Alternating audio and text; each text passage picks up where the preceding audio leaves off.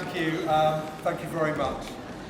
Firstly, I'd like to thank you for all making such an effort to be here today, and I think the numbers say everything about the person we're remembering today.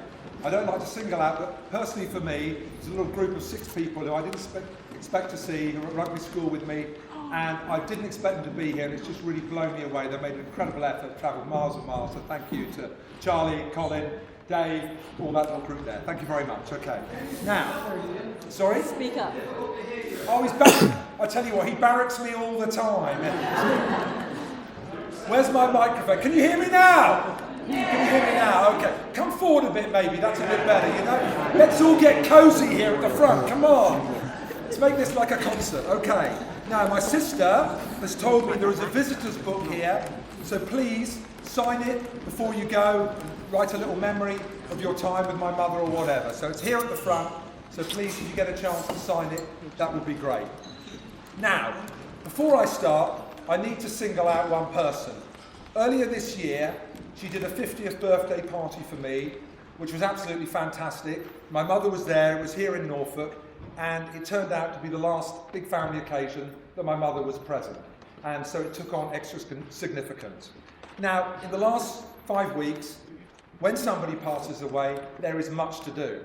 And she, single-handedly, practically, has done everything, from the funeral, to the flowers, to the vicars, to the lawyers, to the priest, to the catering, to the venue. Please take the roof off for my sister. She's a legend, Caroline Holland!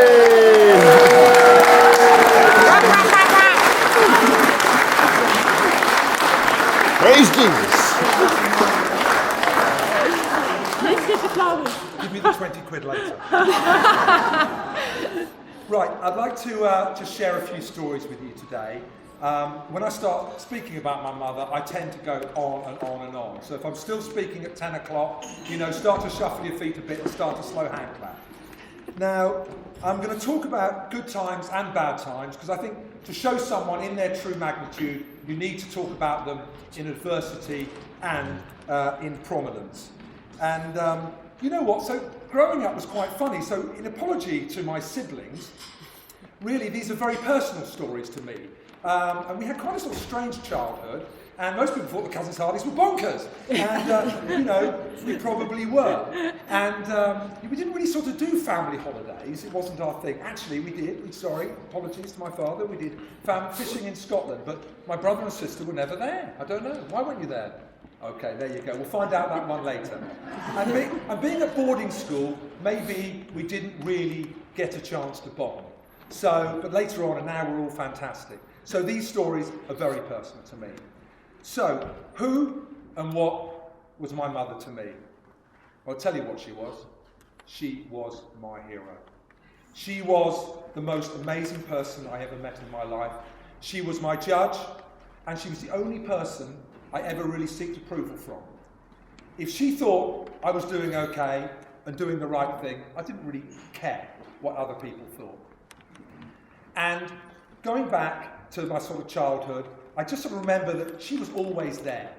Maybe none more so than watching me play sport. Firstly, when I was at Beeston, you know, tirelessly coming to watch me play cricket and rugby and football.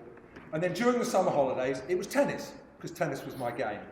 And it would be a week at Wimbledon, 2 or 3 years we did Wimbledon, and then 3 weeks at the Chroma Tennis Tournament, which I played at for 8 years. You know what? She never missed a match. Now, I know what you're thinking. Poor her. I totally agree. I cannot think of anything worse than watching me play tennis. So we would arrive there, and I'd find out who my opponent was, and, you know, and start to knock up.